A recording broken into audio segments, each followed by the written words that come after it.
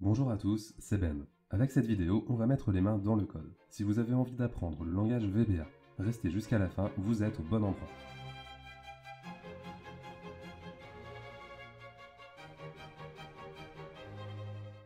Quel que soit ce qu'on apprend, c'est toujours bien d'avoir un fil rouge, de savoir où on va et à quoi sert chaque étape de l'apprentissage.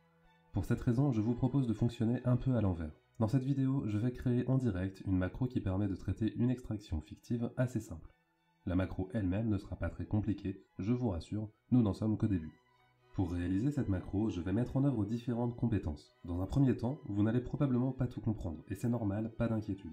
Tout au long de cette petite démonstration, je vais faire l'état des lieux des notions dont je me sers, et je vais expliquer en quoi elles sont toutes indispensables, en ayant donc l'exemple concret à l'appui.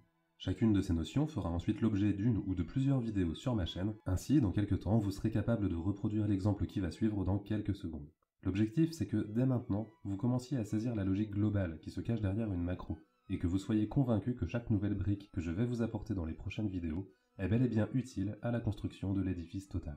Bien, j'ai ici une extraction que je récupère de mon système informatique plusieurs fois par jour.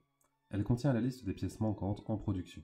On y retrouve la référence article, la désignation du produit, la quantité, le poste sur lequel la référence manque, et enfin la date et l'heure théorique à laquelle la pièce devait être livrée sur le poste de travail. Alors, que dois-je faire avec cette extraction ? Pour que l'objectif soit bien clair pour tout le monde, je vais d'abord effectuer le traitement manuellement.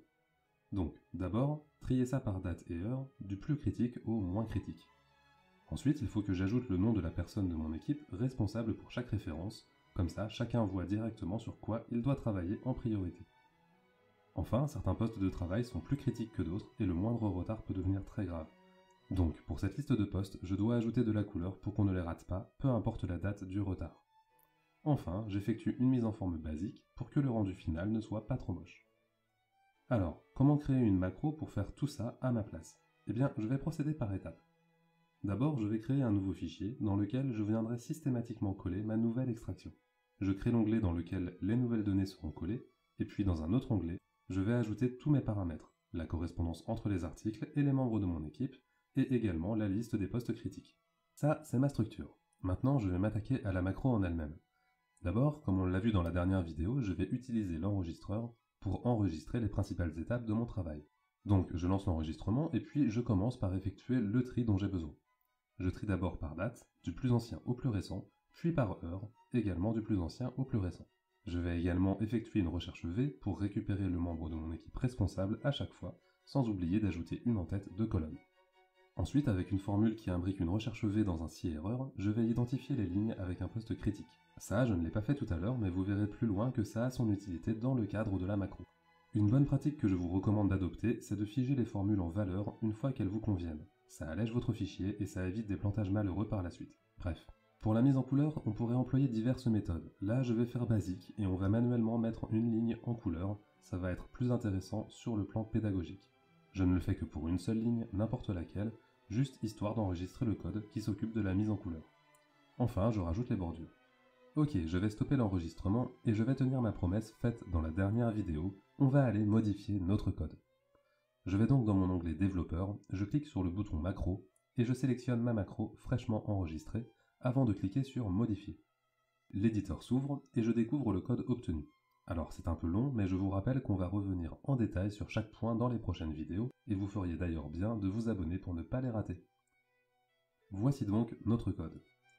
Ce morceau-là, c'est mon opération de tri. Ici, je retrouve les deux formules de calcul que j'ai réalisées. Ensuite, le copier-coller valeurs que j'ai fait sur mes formules. Tout ce qui se trouve en dessous, ce sont les opérations de mise en forme. Alors, qu'est-ce que je dois modifier ? En fait, pas tant de choses que ça. D'abord, je vais indiquer à Excel de sélectionner mon onglet Extraction.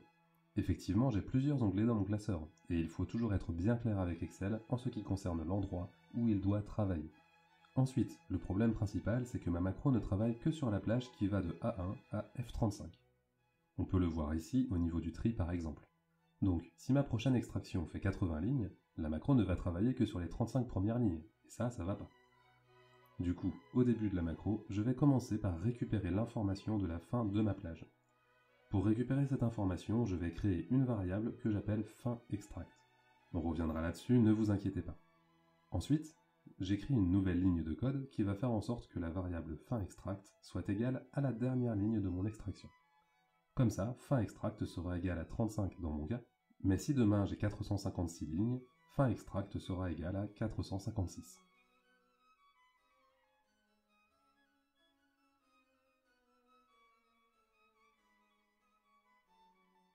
Maintenant que j'ai ça, je vais modifier le reste du code pour que mon tri et mes recherches V tiennent bien compte de ma variable fin extract. Donc d'abord je modifie à l'intérieur de mon code qui fait le tri. Vous remarquez que j'utilise une écriture un peu différente de ce qu'avait fait Excel. Il nommait les cellules avec la lettre et le numéro de ligne, et moi je fais un peu différemment. Comme pour tout le reste, je reviendrai dessus en détail dans les prochaines vidéos. À ce stade, sachez simplement que c'est presque toujours nécessaire pour pouvoir travailler avec des variables. Bien, maintenant que le code de tri est modifié, je fais à peu près pareil pour mes deux formules. Notez aussi que Excel a enregistré de manière stricte ce que j'ai fait, c'est-à-dire qu'il a enregistré l'écriture d'une formule dans une cellule, puis il a enregistré le tirage vers le bas. Moi, dans ma modification, je vais directement écrire la formule sur toutes les cellules qui m'intéressent, comme ça je n'ai pas besoin de tirer vers le bas.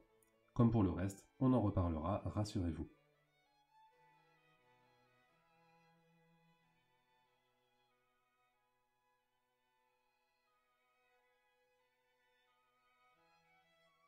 Maintenant, on en arrive au moment où j'ai copié-collé en valeur les deux colonnes dans lesquelles j'avais intégré des formules. Rappelez-vous, je vous avais dit que c'était une bonne pratique.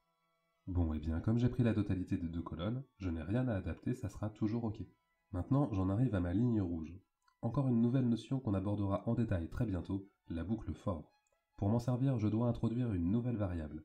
Alors, je passe sur le détail car encore une fois, ce n'est pas le but. Dites-vous simplement que grâce à ça, Excel va regarder une par une toutes les lignes de mon tableau.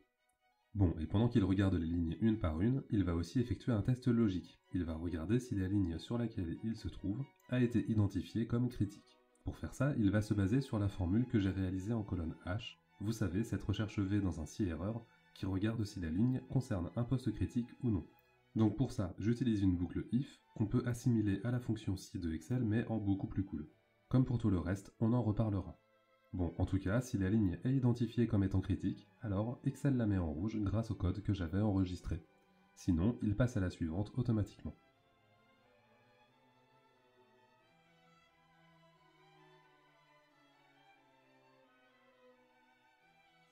Donc, grâce à ce morceau de code, c'est bon pour nos lignes rouges en cas de poste critique. Maintenant, dernier morceau de code, imposant mais pas très compliqué à gérer, la mise en forme avec les bordures. Ici, il suffit que je modifie la plage de cellules concernées en y intégrant comme tout à l'heure ma variable, et c'est bon. Tout le reste, ce n'est que le contenu du with, que nous avions déjà vu dans la dernière vidéo. Toutes ces lignes-là, je n'ai donc pas à m'en occuper.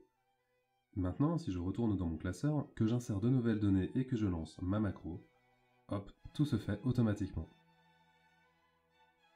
Alors, voilà donc tous les points à maîtriser pour en faire autant.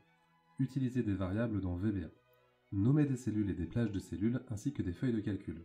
Récupérer automatiquement la dernière ligne d'un tableau. Comprendre le code généré lors d'un tri dans Excel. Utiliser des fonctions Excel avec une macro, comme la recherche V par exemple. Utiliser une boucle conditionnelle if. Et enfin, utiliser une boucle de répétition for. Autant de vidéos qui sortiront donc dans les prochaines semaines sur ma chaîne, alors n'oubliez pas de vous abonner. Laissez-moi un petit pouce vers le haut si ça vous a plu et que vous avez hâte de voir la suite, et si vous avez des questions, n'hésitez pas à me les poser en commentaire. Sur ce, merci beaucoup d'avoir regardé cette vidéo jusqu'au bout, et à bientôt.